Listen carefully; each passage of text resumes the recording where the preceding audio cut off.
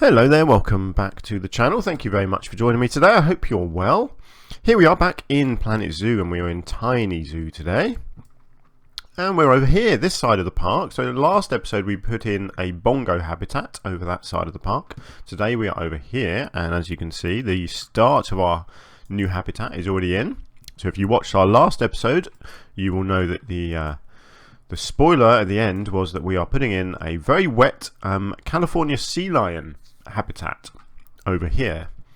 So this is how I've got started. So they need a large swimming area, so that is what they've got here. And I know this is very different to anything that I've done in the park so far, but it's I just feel like when you do this sort of enclosure, whether it's dolphin, and I know there aren't dolphins in the game, but you know what I mean, like dolphins, sea lions, seals, anything like that, it looks best when they have blue surroundings to the water. And you'll find this in real life as well when you go to zoos or water parks or whatever. They often have either white or blue edges, surroundings, roof, side, walls, whatever, to the water areas, because it just makes the water look nicer and it makes the animals show up against the background as well. So that's what I've done. So this is a pretty basic structure. It took a little bit of fiddling around to get all these angles right, because I wanted this sort of sloped bit here where the water actually goes right up to the top. The water in this game can be very tricky to get to the height because it rises by a meter at a time. So actually I just got it was pure luck basically that the water level comes right to the top of this. I hadn't planned that at all. It was just yeah, sometimes you get lucky, sometimes you don't. But yeah, so there's lots of different pieces in here that I had to sort of slide into place to get all these corners and everything sort of fitting together. In fact, one or two of them aren't quite done at this point. You can see here, so this one here is sticking out over the edge here. I think, yeah, so some of them aren't quite finished off yet, so there was a lot of playing around and trying to get that sorted out. But my basic plan for this was to have obviously the large volume of water in the middle, have a building along the back here as their house, and then a bit of an area down the side here where they could sort of lounge around and relax if they didn't want to be in the water. The complicated bit comes with this area around here. Because of the pathway obviously being curved, it just makes everything a little bit harder to blend together. I didn't want too much fencing in the way either. I wanted it to be a fairly open habitat, or certainly along the pathway here. Because again, seals aren't, they're not something that are going to come and bite your hand off. So I wanted the guests to be able to get fairly close to the animals. So yeah, I do come up with a solution in the end, and I am very happy with it, but it took a bit of practice and a bit of playing around and trying to figure out how to do it. So yeah, it was the whole build actually was quite tricky. It always is when you do water. Water is always a tricky thing to work with. But yeah, I think I got there in the end. So there we go. So that's how I got started, and I shall now load up my next save point and show you what I did next. Okay, so we've made a little bit of progression here. As you can see, we have our sea lions in now. We have 4 sea lions in here. I can't remember if I actually add more later on. Who have we got? We've got Charlie. Oh, didn't mean to do that. We have Harrison. That's Charlie again. We have Myla.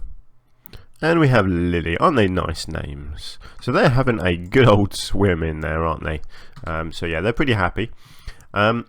Obviously they've got no barriers, so if they want to at the moment, they could just go wandering off, couldn't they? Clearly they can just walk away. For some reason it's not showing that they can actually get out, but they can. Believe me, they can. But they're not going to. But anyway, so what I've done, I've extended the blue flooring outwards to create the solid base. Obviously I'm still planning on putting the building at the back here. So this is the entrance here. So this will be incorporated into the habitat building, which will come all the way along the back of the habitat here. And then I put in this to sort of blend this area into the pathway area. I put in this, so this is lots of individual pieces of roof, which obviously I use for flooring, all the way around here, just blending the two areas together, with the theory that I would then put the fence on here So that is what I end up doing. So the fence is on here, so it's kind of like a little stepping platform, so people can just walk onto here and stand here up against the fence, which I put towards this side, I think. So the animals are mostly staying on the blue area, but the people can kind of step onto here, lean against the barriers and get in nice and close to where the animals are. Now this corner here didn't work too well, as you can see, because it all sort of, it comes in too far to keep this sort of the blue top area in vision.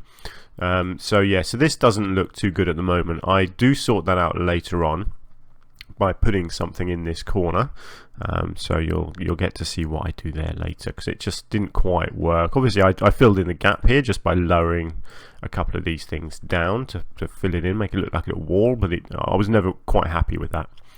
But yeah, there we go. So at least our sea lions are in and having fun, so you kind of get an idea of how big it's all going to be. And so it's one of the larger habitats that I've done, but it's certainly no bigger than say the bears in here, or even the tigers, who's quite a big area here. In fact, the last episode, the bongos over there, that was quite a big one as well. But it is very bright, as you can see. There's not a lot else in the zoo that is bright. But this blue is going to stand out, but that's fine. That's kind of what it's meant to do. Now I'm just going to go and check. No, okay. At this point, if you watched the last episode, you'll know that at some point I do change the colour of this roof, which I told you about in the last episode, but it's not yet. It might be in the next cut. I know it was at some point while I was building the sea lion habitat that I came over here and looked at it, and I just thought, no, do you know what? I don't like that red. It needs to change, so I do change it, and I think I change it to black. So I'll keep an eye on that in the next cut as well, and we'll see if it's changed or not. So let's move on, shall we? And I'll show you what I did next. Right, so moved on a fair bit here. As you can see, our sea lions are still happily swimming around and trying to escape.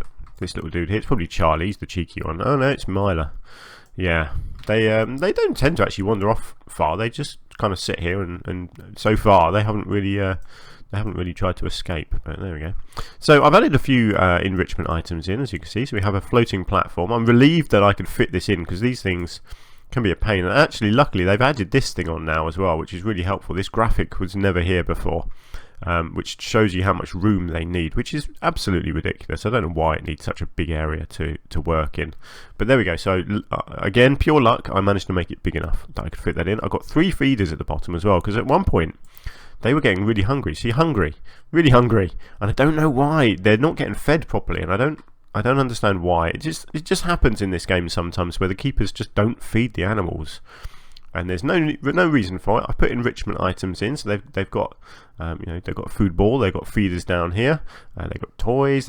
Oh yes, I put this put the water thing in here, and I put a little grating underneath here, so it looks like the water drains away.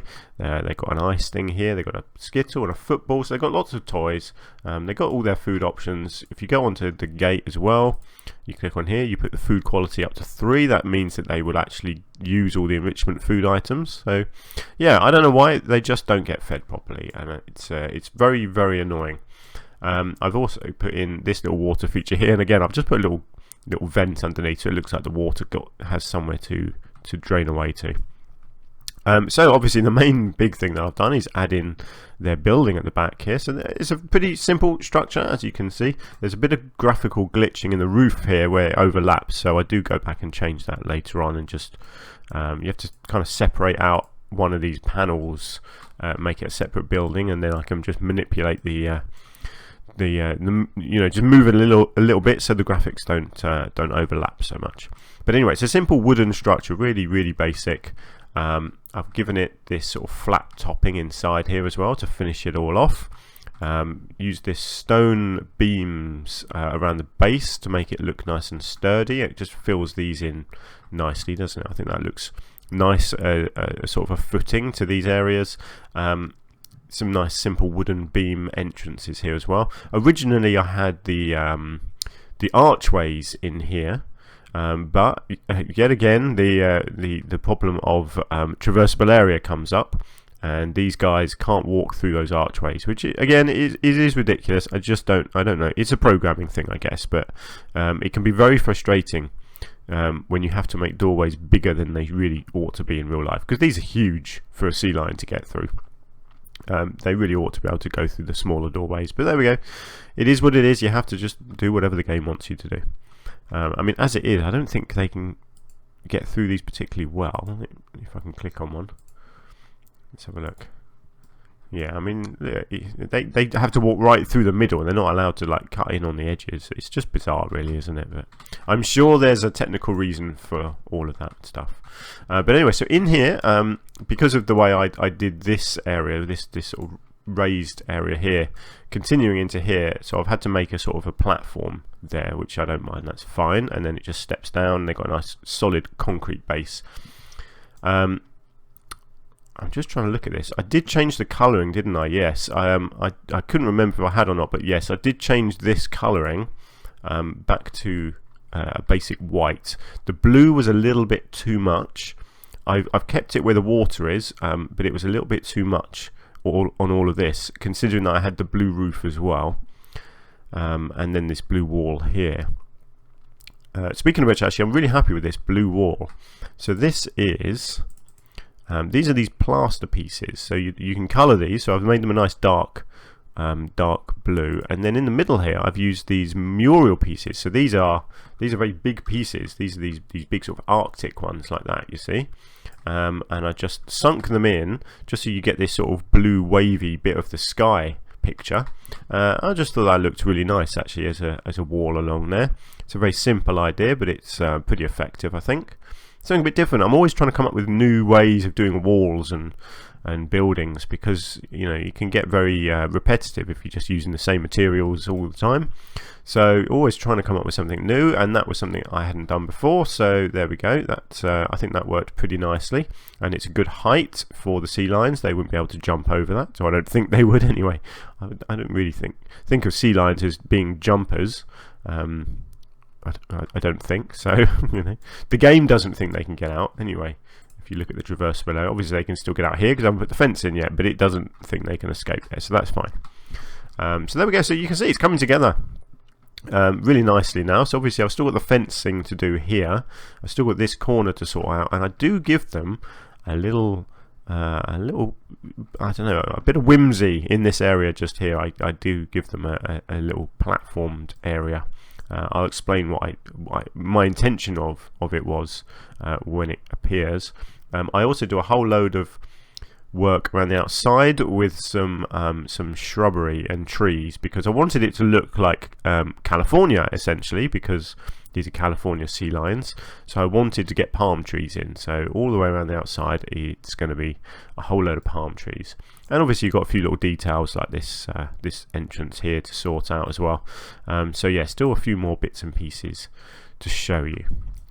So let's move on, shall we? I will load up my next save point. Right, so let me walk you into our area here, because we're done now. We are done. This is the last cut. So what have I done? As you can see, this is the entrance. So this over here, this is our penguin area over here. So as you walk around this corner, I put some rock work in here as a sort of a side to the path. There's a few ferns on. I love these little sea lion signs here. These look cool. So I put one on the rock there. So we have a fence. So this is the simple metal fence. Can't actually remember what it's called. Oh, it's an Australian fence, is it? Okay, not sure why it's Australian, but okay. So what I actually did with this, my original plan was to put it at this end of the raised area here, so that people could step up onto this.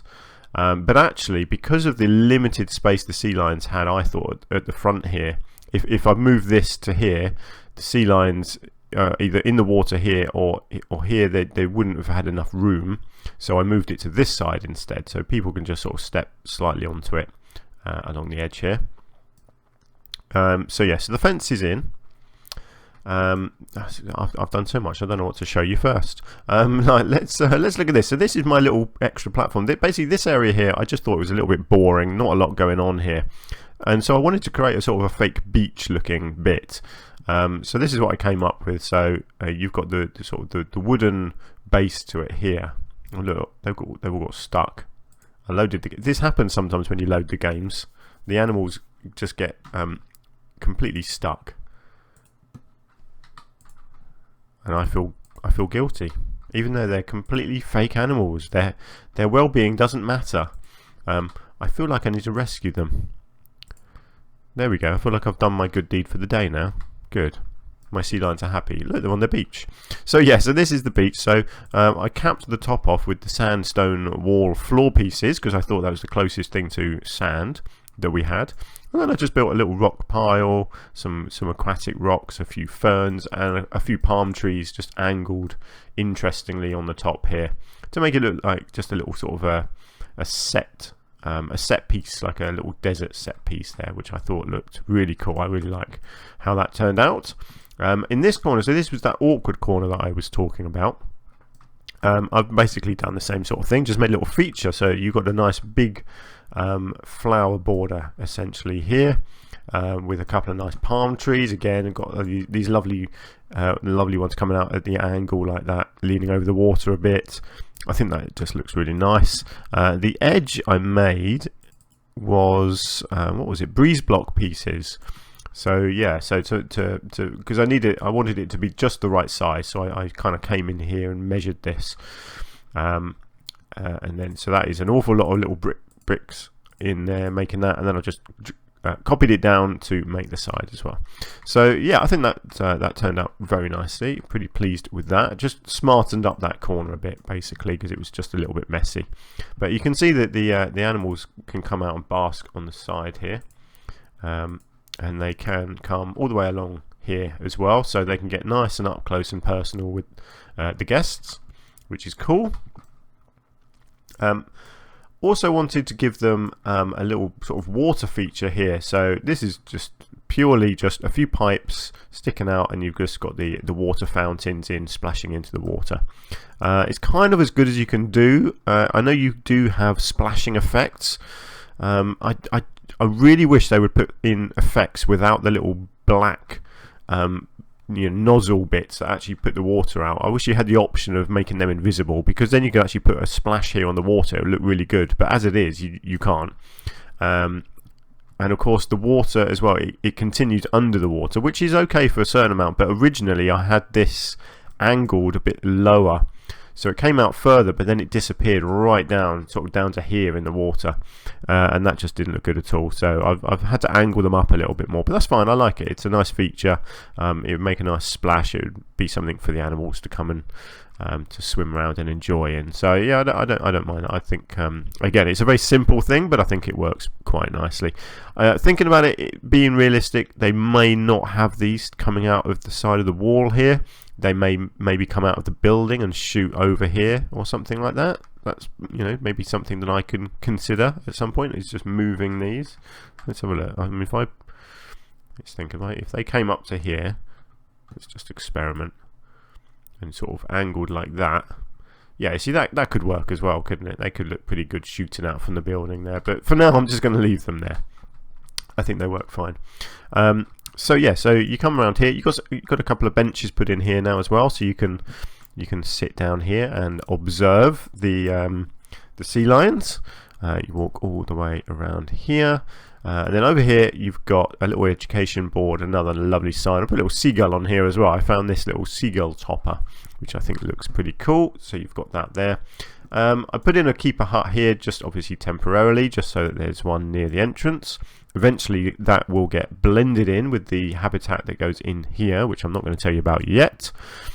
And then I had a little sort of blank piece here with the path split, so I've just put in a little flower bed, another palm tree, a couple of ferns, and this lovely little statue here of a sea lion. It's not specifically a California sea lion, but it's a sea lion, so it'll do.